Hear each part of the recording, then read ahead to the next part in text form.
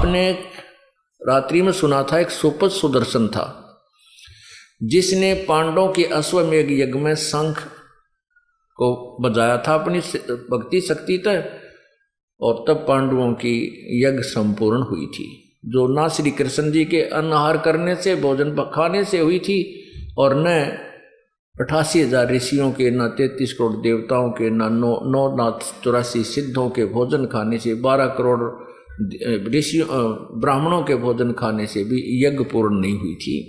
तो उस सुपथ सुदर्शन ने तो कबीर परमात्मा करुणा में नाम से आए थे, द्वापर युग में उपदेश ले लिया था।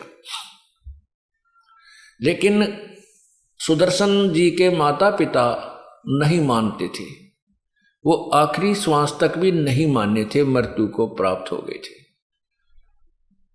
जब सुदर्शन जी को परमेश्वर ने कहा कि सुदर्शन बेटा अब तुझे सतलोक भेज रहा हूं, तेरे मन में कोई किसी प्रकार की कोई कामना हो, कोई मनोकामना यहाँ की हो, मुझे बता।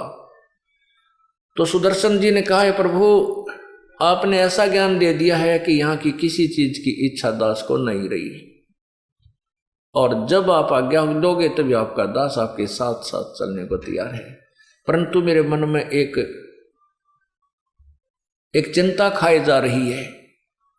प्रभु ने पूछा कि वो क्या है भाई? सुदर्शन जी ने बताया कि मेरे माता पिता बहुत ही अच्छी आत्मा थी, परमात्मा की भक्ति भी करते थे, वह भगवान विष्णु के उपासक थे, और मैंने बहुत समझाया उनको, आपने भी कहा, लेकिन वो नहीं माने। हे परमात्मा, मेरी आपसे यही प्रार्थना है कि किसी जन्म में उनको मनुष्य शरीर में ले, अपनी आत्माओं को शरण में लेना और मोक्ष देना परमात्मा।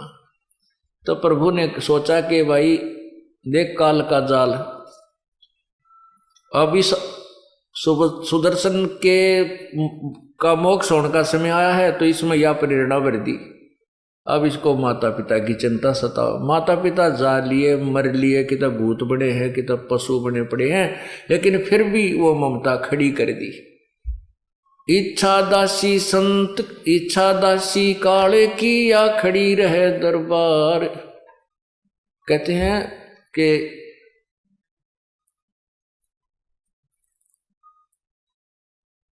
इच्छा दासी काल की, या खड़ी रहे दरबार, पाप पुण्य दो वीर हैं।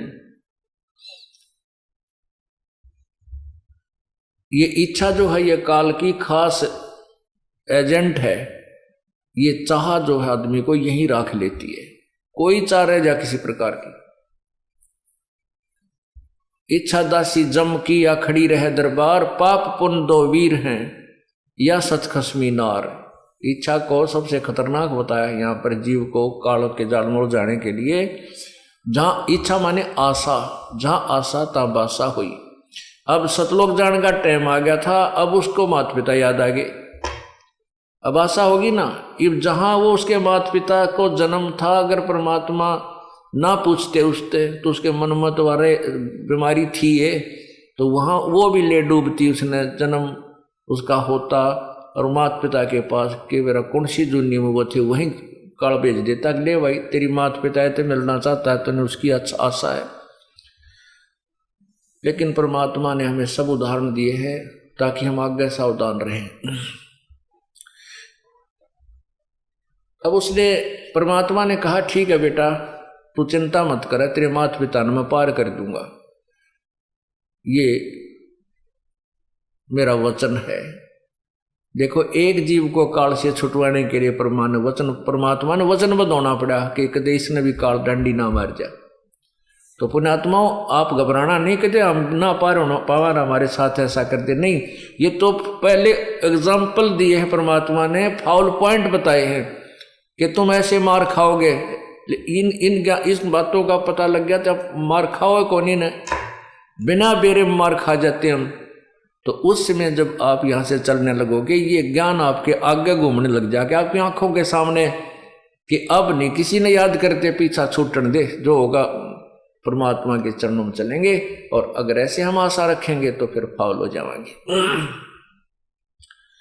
तो इस अब तो पार होना ही होना, ये तो समय आ गया है।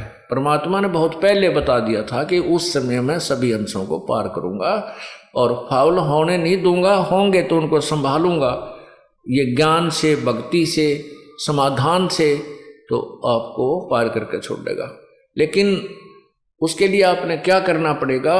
द्वार धनी के पड़ा रहे, धक्के धनी के खाए, 100 काल झकझोल ही पर द्वार छोड़ ना जाए। इतना जरूर करना पड़ेगा। शरण पड़े को गुरु संभाल, जान का बालक भोला रे, कह कबीर तुम चरण चित रखो, जो सोई में डोरा रे। बस इतना काम आपका, पड़े रहना सतगुरु के चरणों में, पार करेगा। लेकिन बुराइयां छोड़नी पड़ेंगी।